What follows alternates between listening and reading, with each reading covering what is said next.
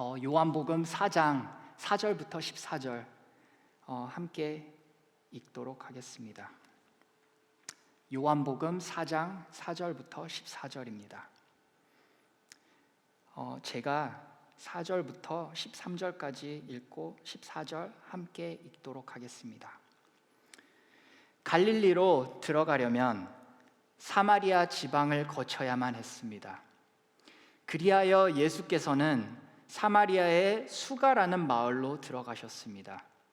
그곳은 옛날 야곱이 자기 아들 요셉에게 준 땅과 가까웠으며 야곱의 우물이 거기에 있었습니다.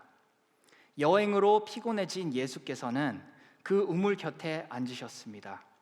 그때가 낮 12시쯤이었습니다. 한 사마리아 여인이 물을 길르러 나왔습니다. 예수께서 여인에게 말을 거셨습니다. 내게 물 좀 떠 주겠느냐? 제자들은 먹을 것을 사러 마을로 들어가고 없었습니다.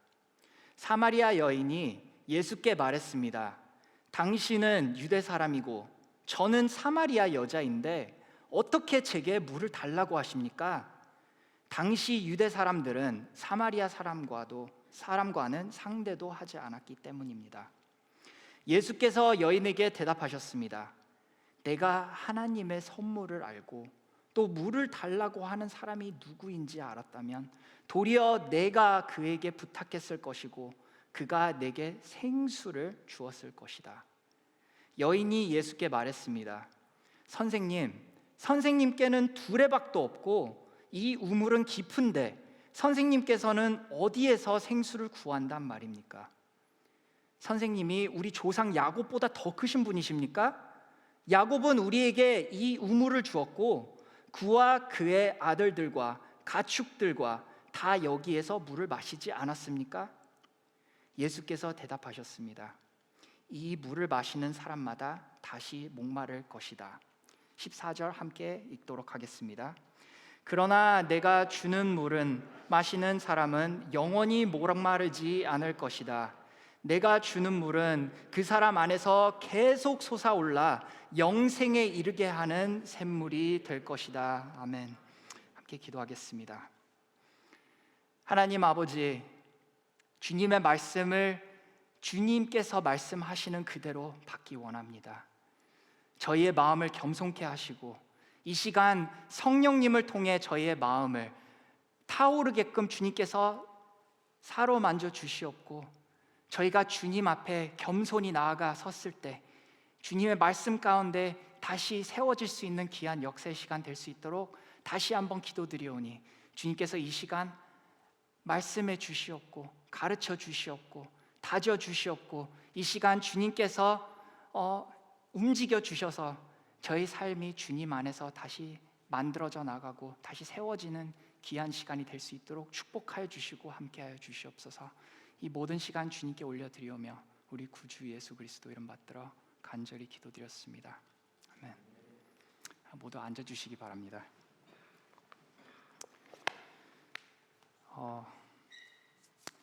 오늘 저희가 오늘 함께 이게 묵상한 말씀이 저희 모두가 잘 알고 있는 스토리라고 저는 생각해요. 근데 여기 계신 성도님 모두 적어도 한 번쯤은 이 본문 말씀에 대한 설교를 들으신 적이 있을 거라 생각이 듭니다. 저도 이 설교를 준비하면서 저도 한 2번 이상 이 설교 본문 말씀을 가지고 말씀을 나눈 것 같아요. 그리고 또한 여기 계신 많은 교역자 분들도 한 번쯤은 설교나 성경 공부나 이런 것을 준비하시기 위해서 이 말씀을 한번 다뤄보시고자 좀 약간 계획해 보신 적이 있을 거라 생각을 합니다. 저희가 오늘 이 말씀을 그냥 생각하지 않고 읽었을 때는 이 스토리가 그냥 어떠한 사마리아 여인의 구원의 이야기로만 들릴 수가 있습니다. 하지만 저희가 깊은 묵상을 해보게 되면 구원만이 아니라 저희가 항상 삶 안에서 찾고 있는 갈급함, 그리고 제일 중요한 저희의 영혼의 갈급함을 어떻게 하나님께서 저희에게 채워주시기 원하시는지 하나님의 약속이 참 잘 담긴 저는 스토리라고 오늘 본문을 저는 생각합니다.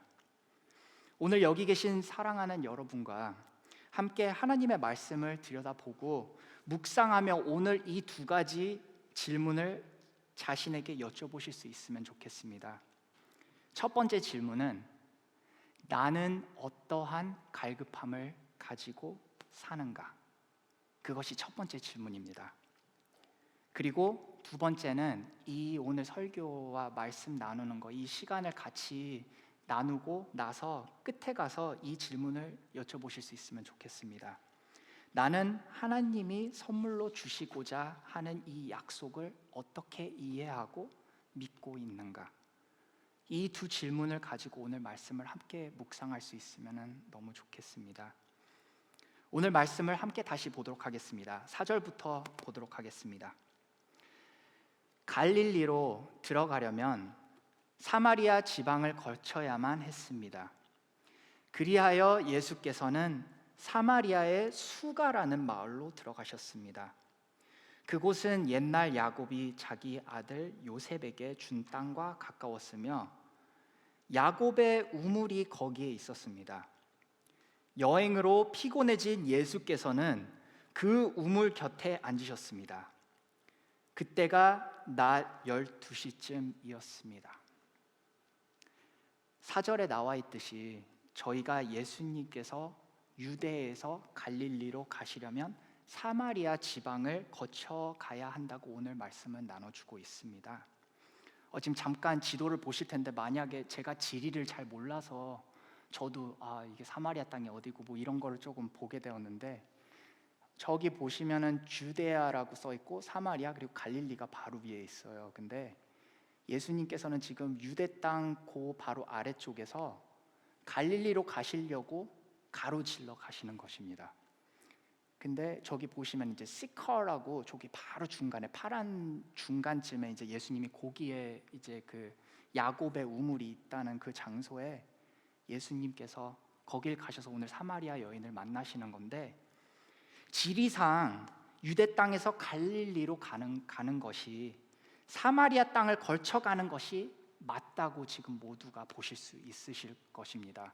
지금 보시기에도 솔직히 저렇게 갈릴리로 가시는 게 시간도 얼마 걸릴 것 같지가 않고 그리고 직방으로 갈릴리로 가실 수 있는 거라고 해서 예수님께서 그 길을 가신 거라고 생각할 수가 있는데 하지만 저희가 지금 생각해보고 알아야 되는 것은 그때 당시 유대인들과 사마리아 사람들 가운데 논쟁을 이해한다면 예수님께서 사마리아 땅을 가로질러 갈릴리로 가셨다는 것이 정상적인 일은 아니었다는 것을 볼 수 있고 알 수 있게 됩니다. 그때 있었던 유대인들과 사마리아인들의 논쟁과 다툼을 조금 설명하고자 하면은 첫 번째로는 많은 사마리아인들이 이방신들을 섬기는 그러한 자들로서 유대인들은 그 사람들이 죄인으로 생각을 하고 굉장히 별로 좋지 않게 생각을 했었어요. 그것이 첫 번째 이유였고 두 번째 이유는 제일 논쟁이 컸던 이유인데 하나님께 드리는 예배를 어디서 드리고 어디서 드리는 게 제일 좋은지에 관한 논쟁이었습니다. 그때 당시 사마리아인들이 아브라함이 이삭을 바친 산이 그리심 산이라고 생각했다고 합니다. 하지만 저희가 창세기 22장에 보게 되면은 그곳이 그리심 산이 아니고 모리아산 예루살렘이라고 창세기 22장에는 나와 있습니다. 그리고 사마리아인들을 믿고 있었던 다른 한 가지, 가장 높으신 하나님의 제사장이었던 멜기세덱이 아브라함을 만났던 장소가 그리심산이라고 생각을 했습니다. 사람들이 하나님의 성소를 그리심산에 세워야 한다고 또한 생각을 했습니다. 하지만 이마저도 저희가 신명기 27장 4절을 보게 되면 그리심산이 아니라 하나님께서 원하시는 장소는 에발산이라는 것을 알 수가 있습니다. 이러한 논쟁이 있었기에 그때 당시 유대인들과 사마리아인들은 별로 관계가 좋지 않았어요. 이것이 오늘 스토리에 나오는 사마리아 여인도 가지고 있었던 그 인식이었고 understanding이었음을 저희가 알 수 있습니다. 이 가운데 이 여인 그리고 사마리아인들을 만나서 복음을 전하기 위하여 예수님께서는 사마리아 땅에 있는 수가라는 마을을 가셨습니다. 이러한 차별과 논쟁이 있었기에도 예수님은 어떤 마음을 가지고 사마리아 땅을 들어가신 것일까요? 예수님께서는 이 사건을 통해서 저희에게 오늘 말씀해 주시고 나눠주시기 원하시는 것은 무엇일까요? 저희가 오늘 이 질문 가운데 한 가지 더 질문해야 하는 것은 오늘 6절에 보면은 예수님께서 수가라는 마을을 들어가시는 시간이 나와요. 시간이 나오는데 오늘 말씀에는 낮 12시쯤이었다고 기록되어 있습니다. 저희가 이 시간을 질문해야 하는 것은 왜 요한이 이 사건을 기록을 했을 때 왜 이 시간까지 기록을 했을까 한번 생각을 해봐야 되는 것입니다. 6절부터 다시 9절까지 이어서 한번 읽어보도록 하겠습니다. 지금 야곱의 우물이 거기에 있었습니다. 여행으로 피곤해진 예수께서는 그 우물 곁에 앉으셨습니다. 그때가 낮 12시쯤이었습니다. 한 사마리아 여인이 물을 길르러 나왔습니다. 예수께서 여인에게 말을 거셨습니다. 내게 물 좀 떠주겠느냐? 제자들은 먹을 것을 사러 마을에 들어가고 없었습니다. 사마리아 여인이 예수께 말했습니다. 당신은 유대 사람이고 저는 사마리아 여자인데 어떻게 제게 물을 달라고 하십니까? 당시 유대 사람들은 사마리아 사람들과는 상대도 하지 않았기 때문입니다. 낮 12시에 예수님께서 이 사마리아 여인을 만나러 야곱의 우물 근처로 가셨다고 하셨는데 여기 계신 많은 분들이 아시다시피 저희가 솔직히 이 지리라든지 땅 약간 이 지역을 생각을 한번 해보면은 유대 땅, 사마리아 땅 그리고 갈릴리 지역을 생각을 해봤을 때 대반으로 이 지역이 사막이라는 것을 알 수가 있어요. 그래서 거의 모든 사람들은 물을 길르러 갔을 때 우물가에 간다 하면 주로 아침 일찍 갔다고 합니다. 밤에는 좀 위험해지니까 밤에는 최소한 안 나가려고 하고 아침 일찍 이렇게 물을 길르러 나가는 그러한 그게 있었대요. 컬처가 있는데 이 큰 이유는 해가 제일 강하고 제일 더운 시간이 낮 시간이었기 때문에 많은 사람들은 낮 12시란 시간에 물을 거의 가지러 가지 않는다고 합니다. 제가 어렸을 때 저희 할아버지네 집에서 저희 외할아버지 이제 지금은 돌아가셨는데 저희 외할아버지네 집에 항상 놀러를 가면은 저희 할아버지네 집에서 내셔널 지오그래픽이라고 좀 동물들이 많이 나오는 그런 채널을 함께 본 기억이 있어요. 근데 할아버지 무릎에 앉아서 할아버지께서 그걸 틀으시면 이제 동물들이 나오고 막 하니까 그거를 보면서 많은 동물들에 관해서도 많이 배우게 되었고 그리고 굉장히 이렇게 동물에 대한 여러 가지 궁금증이라든지 이런 거를 좀 많이 알게 된 것 같아요. 근데 제가 이유를 하는 이유는 제가 이 설교 준비를 하면서 이 물을 들어간다 약간 이것을 봤을 때 동물들이 그때 그 내셔널 지오그래픽 그 채널을 보면서 약간 이렇게 봤던 되게 인상 깊었던 어렸을 때 그 장면이 하나가 생각이 나서 좀 나눠드리고자 하는데 아프리카 한 초원에 모든 동물들이 오아시스 물이 고여 있는 그 장소에 함께 모여서 물을 마시는 장면을 본 적이 있어요. 근데 거기에는 그냥 한 종류의 동물들만 있었던 게 아니고 새벽 같은 이른 시간이에요. 굉장히 그때 그 설명하고 약간 나레이션 하는 사람이 얘기를 하기를 동물들도 시원한 시간에 와서 물을 마신다고 하더라고요. 그러면서 하는 얘기가 더울 때는 거의 물을 마시러 안 나온대요. 그리고 이제 그때 시간이 되면은 좀 약간 야생 본능이 나오는지 이제 막 좀 영역 그 싸움도 하고 막 이런 게 거의 낮 시간에 이루어지는데 그 시간에는 진짜 너무 신기하게도 평화를 유지하면서 사자, 악어, 뭐 거기에 사는 새들, 특히 저 노루 같은 뭐 이렇게 되게 사슴 같은 약간 그런 동물들도 모두 와가지고 싸우지도 않고 건드리지도 않고 물을 마시는 장면을 제가 본 게 기억이 나서 오늘 함께 나눠드리고 싶은데, 참 희한한 것은 그 자리에 육식동물, 초식동물들이 함께 있는데도 불구하고 사냥이나 연역 간의 싸움, 그리고 적대하는 것이 없었다는 것입니다.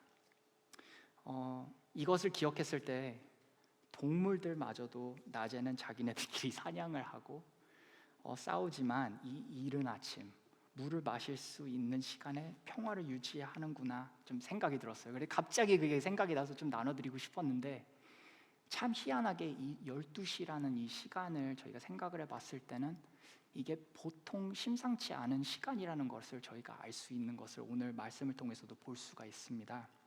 그래서 제가 지금 나눈 이 예에도 동물들마저도 낮에는 물을 마시러 안 오는데 왜 예수님께서는 이 낮 12시라는 시간에 이 동네를 가신 걸까요? 저희가 질문해야 할 것은, 그리고 알아야 하는 한 가지는, 이 사마리아 여인은 제일 더운 이 시간에, 사람들이 없는 이 시간에 왜 나왔을까?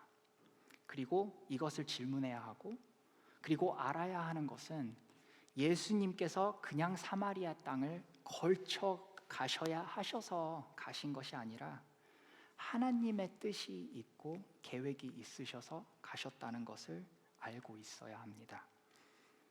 우선 이 여인이 이 시간에 나왔다는 의미는 이 여인은 무엇인가에서 숨고 싶은 것이 있었다는 것을 저희가 느낄 수가 있습니다. 그리고 숨기고 싶은 삶이 있어서 사람들이 안 다니고 없는 낮 시간에 나와서 물을 기르러 나왔다는 것을 저희가 알 수 있습니다. 이 여인이 유대인들에 관해 안 좋은 인식을 가지고 있을 것을 아심에도 불구하고 대화를 예수님께서는 여인에게 물 좀 줄 수 있냐고 물어보시면 대화를 7절부터 시작하십니다. 하지만 부정적인 마음을 가지고 있었던 여인은 예수님께서 유대인이신 것을 알고 9절 그리고 11절에 부정적이게 예수님과 대화를 나누게 됩니다. 한번 이 여인이 반응을 어떻게 했는지, 예수님께서 대화를 거셨을 때 어떠했는지 9절부터 12절까지 함께 다시 읽어보도록 하겠습니다. 사마리아 여인이 예수께 말했습니다. 당신은 유대 사람이고 저는 사마리아 여자인데 어떻게 제게 물을 달라고 하십니까? 당시 유대 사람들은 사마리아 사람과는 상대도 하지 않았기 때문입니다. 예수께서 여인에게 대답하셨습니다. 내가 하나님의 선물을 알고 또 물을 달라고 하는 사람이 누구인지 알았다면 도리어 내가 그에게 부탁했을 것이고 그가 내게 생수를 주었을 것이다. 여인이 예수께 말했습니다. 선생님께는 두레박도 없고 이 우물은 깊은데 선생님께서 어디서 생수를 구한단 말입니까? 선생님이 우리 조상 야곱보다 더 크신 분이십니까? 야곱은 우리에게 이 우물을 주었고 그와 그의 아들과 가축들도 다 여기에서 물을 마시지 않았습니까? 예수님께서는 이 여인의 마음과 삶에 있는 갈급함을 아시고 이 여인의 영혼의 갈급함을 채워주시고자 생명수를 주시고자 복음을 전하시고 계신 거였는데, 이 여인은 예수님께서 전하시고자 계신 것이 무엇인지 정확히 알아보질 못해요. 그리고 부정적인 태도로 예수님께 대답을 합니다. 거기다가 16절에서부터 18절 사이에 예수님께서 이 여인의 죄를 알게 하심을 통해 이 여인은 이 영혼과 삶의 갈급함을 세상에서 찾고 있었다는 것을 저희가 또 알 수 있습니다.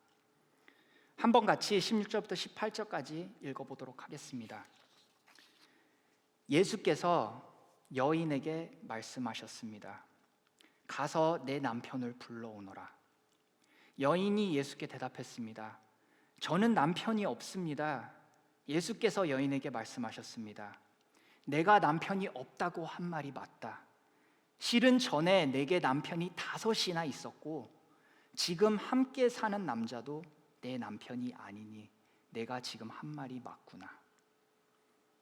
저희는 정확히 이 여인이 왜 남편이 5이나 있었는지는 정확히 모릅니다.